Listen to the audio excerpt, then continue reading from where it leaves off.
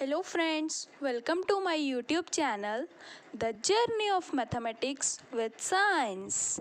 Guys, today we will going to start our new lecture, Symmetric Matrix and Skew-Symmetric Matrix. Let's start. तो सबसे पहले देखिए हमारी symmetric matrix क्या कहती है ये. अ square matrix A is Aij is said to be a symmetric matrix if ijth element is the same as its jith element. कुछ आपको सुना सुना सा लगा ना, बिकॉज आपने ये डेफिनेशन कुछ सिमिलर सी ट्रांसपोज के केस में स्टडी की थी.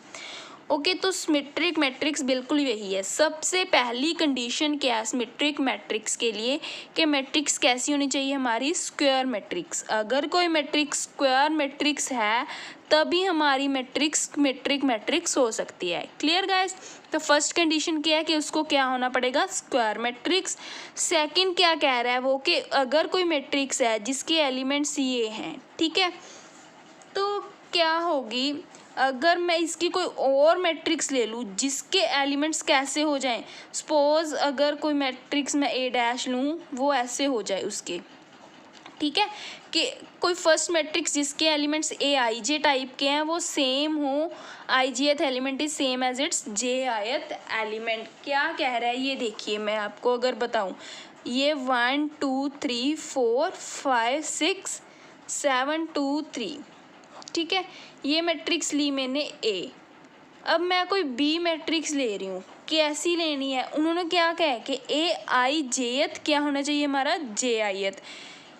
अब इसमें इन्होंने ऐसे बोल दिया तो आई क्या होती थी हमारी नंबर ऑफ रोज और जे क्या होते थे हमारे कॉलम होते थे ना. तो आई क्या बन गई यहाँ पे हमारी जे. तो इसका मीनिंग क्या है कि रो क्या बन गई अब हमारी कॉलम और जे क्या यहाँ पे कॉलम, यहाँ पे आई क्या होती है रो. तो कॉलम क्या बन गया हमारा रो. ठीक है, इंटरचेंज हो गए ना. तो ये मैट्रिक्स बिल्कुल सेम ट्रांसपोज की तरह है कि अगर हम एक मैट्रिक्स की रोज और कॉलम्स को इंटरचेंज कर दें तो जो हमारे पास मैट्रिक्स आएंगी अगर वो क्या हो, देखिए उन्होंने बोला है सेम, मतलब वो मैट्रिक्स इक्वल हो तो वो मैट्रिक्स हमारी सिमेट्रिक मैट्रिक्स होंगी. ये देखिए गाइज वो क्या कह रहा है कि उसके आईएथ एलिमेंट कहाँ पे आ जाए जेथ पे. मतलब ये हमारी 1 2 3 ये आईएथ रो ऐसे लिखते हैं, कॉलम ऐसे लिखते हैं. दैट मीन्स मैंने ये यहाँ पे लिख दूंगी और ये क्या लिख देंगे 4 5 6, ये भी रो को कॉलम में और इसको रो को भी कॉलम में कन्वर्ट. ये होता क्या था हमारा ट्रांसपोज. उससे हम कैसे डिनोट करते हैं ए डैश से, ठीक है. बट ये दोनों जो है मैट्रिसेस आप देख सकते हो सेम नहीं है. इन्होंने तो बोला है ना कि सेम होनी चाहिए, तो ये केस में मैट्रिक्स हमारी सिमेट्रिक नहीं हुई. ठीक है, यहाँ पे सिमेट्रिक मैट्रिक्स नहीं है. सिमेट्रिक मैट्रिक्स वो होगी जिस केस में हमारी जो ए मैट्रिक्स है वो किसके इक्वल हो ए ट्रांसपोज के. ठीक है, तो हमने कोई मैट्रिक्स ए ऐसी मैट्रिक्स लेनी है कि अगर हम उसका ट्रांसपोज करें तो भी हमारे पास सेम मैट्रिक्स आए. क्लियर है. इसके लिए मैं आपको एक बड़ी इजीली ट्रिक बताऊंगी कि हम वो मैट्रिक्स को लिख कैसे सकते हैं कि हमारे पास उसका ट्रांसपोज सेम आ जाए. हम पहले से ही सोच लेंगे. ठीक है, देखिए ट्रांसपोज में क्या होता था, हमें रो को कॉलम में चेंज करना होता है. मैं यहाँ पे ए लिखती हूँ और यहाँ पे इसका ट्रांसपोज लिखती हूँ. तो मैट्रिक्स को आपने इस हिसाब से लिखना है. देखिए जब हम किसी चीज़ का ट्रांसपोज इस और इस मैट्रिक्स में आप एक चीज़ ध्यान रखिए, इसके डायगोनल एलिमेंट्स वो तो बिल्कुल सेम है ना. ये देखिए इसके डायगोनल एलिमेंट्स 1 5 3, डायगोनल एलिमेंट्स 1 5 3. तो आप एक चीज़ नोट कीजिए कि in case of transpose diagonal elements change नहीं होते हैं. तो सबसे पहले क्या लिख लेना है हमें, इसके डायगोनल एलिमेंट्स लिख लीजिए, कुछ मर्जी लिख लीजिए. सपोज 1 2 3, बिकॉज ये मैट्रिक्स में और ये इसमें इसके ट्रांसपोज में ये यही रहेंगे, सेम रहेंगे. क्लियर है. उसके बाद क्या चेंज हो रहा है, इसकी रो किस में चेंज हो रही है कॉलम में. मतलब ये जो चीज़ थी 2 3 ये यहाँ पे आ रहा है ना. तो मेरे को क्या करना है इस मैट्रिक्स में ये दोनों पोजीशन के एलिमेंट्स मैं क्या ले लूँगी सेम ले लूँगी. सपोज मैंने ले लिए 5 6 और यहाँ पे भी क्या ले लिए 5 6. ठीक है, ये थी आपकी ट्रिक.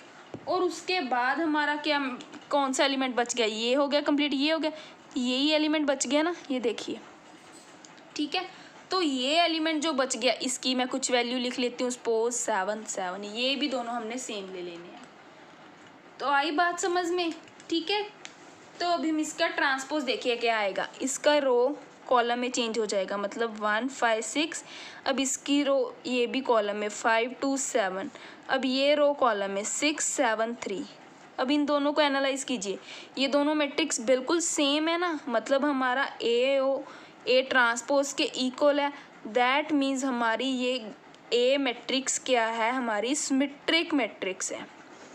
क्लियर है, बिकॉज इस मैट्रिक्स का ट्रांसपोज इसके इक्वल है। तो ट्रांसपोज मैट्रिक्स मतलब सिमेट्री मैट्रिक्स को लिखने का वे क्या है, सबसे पहले आपने क्या लिखना है, इसके डायगोनल एलिमेंट, सबसे पहले आपने डायगोनल एलिमेंट्स लिखने हैं। क्लियर है।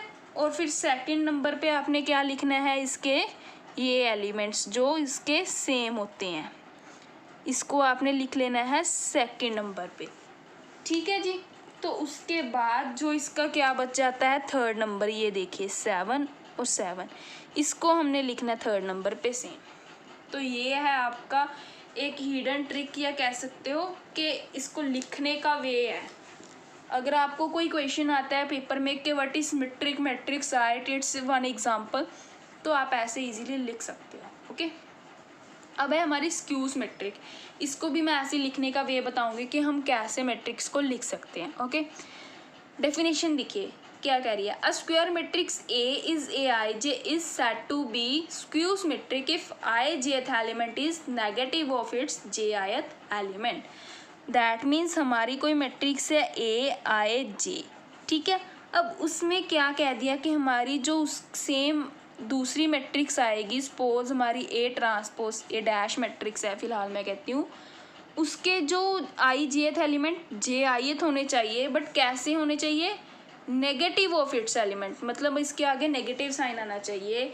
इन अदर वर्ड्स, अगर ए मैट्रिक्स हमारी ए ट्रांसपोज के नेगेटिव के इक्वल हो तो हमारी मैट्रिक्स स्क्यू सिमेट्रिक मैट्रिक्स होती है। ओके, स्क्यू सिमेट्रिक के लिए क्या ज़रूरी है, A is equals to minus A transpose, और सिमेट्री के लिए A equals to A transpose.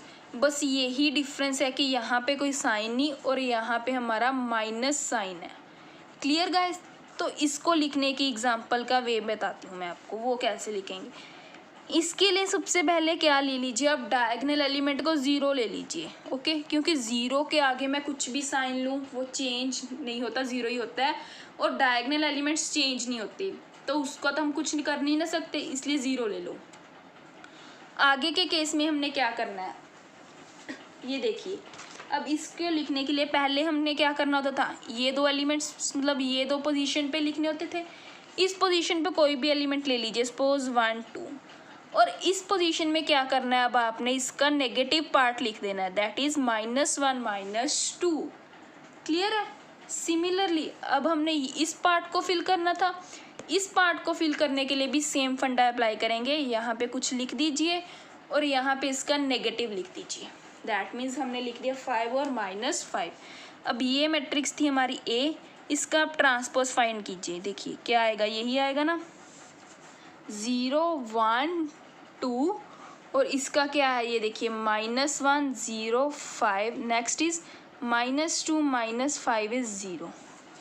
अब ये देखिए, अगर मैं इस ट्रांसपोज है जो इसमें से माइनस बाहर निकाल लूँ तो मेरे पास यही बचेगा 0 1 2 -1 0 5 -2 -5 0।